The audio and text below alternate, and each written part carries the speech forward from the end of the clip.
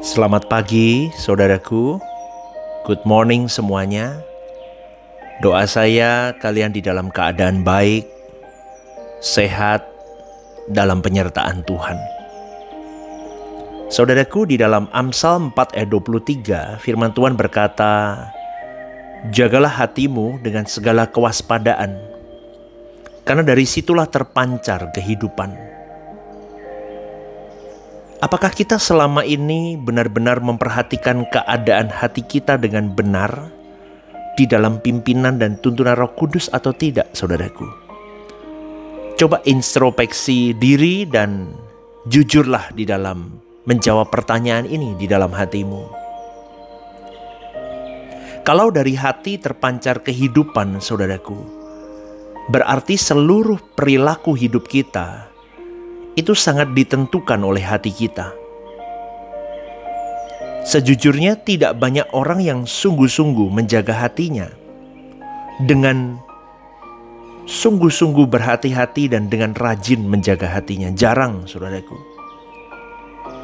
Kita menganggap bahwa kita menjalani hidup dengan baik, tetapi sebenarnya tidak sungguh-sungguh memperhadapkan hati kita di hadapan Tuhan. Firman Tuhan di dalam Wahyu 2 ayat 23 berkata, "Dan anak-anaknya akan kumatikan, dan semua yang jahat akan mengetahui bahwa akulah yang menguji batin dan hati orang, dan bahwa aku akan membalaskan kepada kamu setiap orang menurut perbuatannya." Saudaraku, ada relasi antara hati dan perbuatan. Apa yang kita baca dalam kitab Amsal itu tepat seperti yang Tuhan Yesus firmankan, bahwa Ia menguji batin dan hati orang. Tuhan akan memperhadapkan setiap perbuatan di hadapan Tuhan, yang dikalimatkan dengan kalimat membalaskan kepada setiap orang menurut perbuatannya. Dari hati terpancar kehidupan. Maka dari itu jaga hati, saudaraku. Hati memang harus benar-benar dijaga. Memang di sini dibutuhkan kejujuran. Mintalah kepekaan dari Roh Kudus supaya kita bisa mengenali diri dengan lebih lengkap, dengan lebih benar, dengan lebih utuh dan sempurna. Amin, saudaraku. Yeremia 17 ayat 9 berkata begini, "Betapa liciknya hati, lebih licik daripada segala sesuatu. Hatinya sudah membatu, siapakah yang dapat mengetahuinya?" Ironis, kita sering tidak sadar bahwa kita itu munafik, saudaraku. Seringkali pikiran kita masih menyimpan hal-hal yang tidak patut dan tidak sungguh-sungguh. Kita tidak sungguh-sungguh memperkarakan hal ini dengan Tuhan, karena kita merasa lolos dari pengamatan mata Tuhan.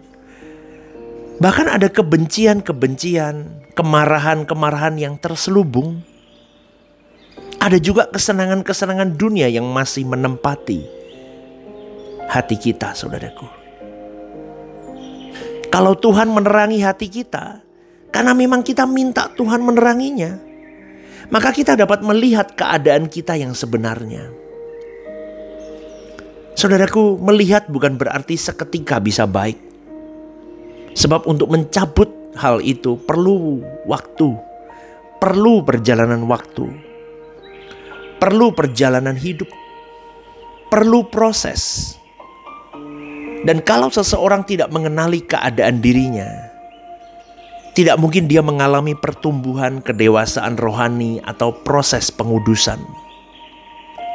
Kecuali kita duduk diam di kaki Tuhan. Kita minta penerangan Roh Kudus supaya kita tahu bagaimana keadaan hati kita, saudaraku. Hati itu licik, saudaraku. Semakin tua seseorang akan semakin sulit untuk dibentuk. Semakin tua, semakin tidak bisa mengenali dirinya dengan utuh. Semakin tua, semakin tidak bisa mengenali dirinya dengan lengkap dan sempurna. kecuali orang itu memang benar-benar mau nekat, benar-benar mau digarap Tuhan secara luar biasa. Itu respon yang berani nekat, saudaraku. Dan kalau kita serius mau digarap oleh Tuhan, Tuhan akan memberikan rangsang dan impuls untuk kita bisa berubah, saudaraku.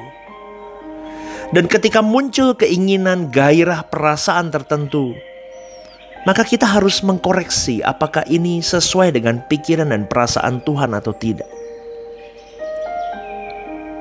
Kalau tidak, kita harus minta ampun dan jangan mengulanginya lagi, saudaraku. Dan segera tanggulangi diri kita untuk kita tidak jatuh kepada lubang yang sama. Maka benar kata firman Tuhan yang berkata begini, Allah turut bekerja dalam segala hal mendatangkan kebaikan.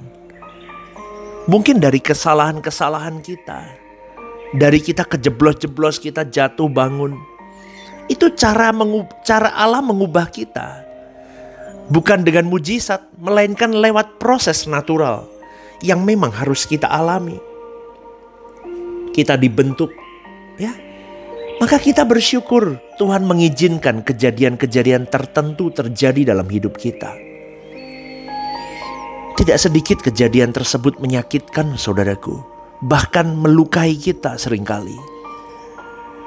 Tetapi memang tidak ada cara lain untuk mengubah kita, kecuali melalui kejadian-kejadian yang memang sulit itu. Dan Tuhan memang memerlukan sarana untuk mengubah kita. Sarana itu adalah peristiwa-peristiwa tersebut. Saudaraku, Tuhan tidak bisa mengubah kita tanpa sarana. Dan Tuhan tidak bisa mengubah kita tanpa perubahan.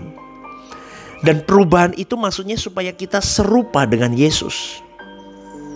Serupa di dalam batiniah kita, wajah batin kita, hati kita serupa dengan putra tunggalnya, Yesus itu sendiri.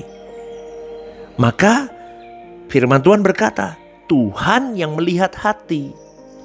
Jadi Tuhan tahu peristiwa apa yang harus diadakan atau terjadi untuk mengangkat kebusukan-kebusukan hati kita, saudaraku. Ketika Tuhan memberi rangsang atau memberi impuls, kita mestinya sudah waspada. Kita harus bisa menyangkal diri. Menyangkal diri bukan hanya tindakan yang menolak perbuatan sesuatu yang melanggar hukum. Menyangkal diri itu sikap yang menolak semua unsur manusiawi, semua unsur duniawi digantikan dengan unsur rohani yang bersifat ilahi. Jadi sebelum membuahkan satu perbuatan, saudaraku, harus sudah kita matikan. Maka hati kita, ketika kita menjaga hati, maka perbuatan kita pun terjaga, saudaraku. Kalau hati kita tidak terjaga, maka akan membuahkan perbuatan-perbuatan yang salah. Maka kita harus kenal dulu keadaan kita. Kalau kita sudah mengenal keadaan kita yang sesungguhnya, baru kita tahu apa yang Tuhan mau kerjakan, apa yang Tuhan mau kita garap di dalam hidup kita, saudaraku. Amin, saudaraku. Tuhan itu melihat hati. Betapa bahagia hati Tuhan kalau Ia menemukan hati-hati yang cocok dengan warnanya. Hati-hati yang sewarna dengan Bapa pasti dimiliki oleh orang yang melakukan segala sesuatu sesuai dengan pikiran, perasaan Allah. Kalau orang berbuat baik, belum tentu menyenangkan Tuhan. Karena kita tidak tahu motivasi yang mendorong dia berbuat baik. Tetapi kalau hatimu digarap, maka seluruh perilakumu akan pasti sesuai dengan keinginan Tuhan. Kita akan menjadi seperti simfoni merdu di hadapan Allah. Maka bereskan hati kita, baru buah-buah hidup kita bisa dinikmati oleh Tuhan.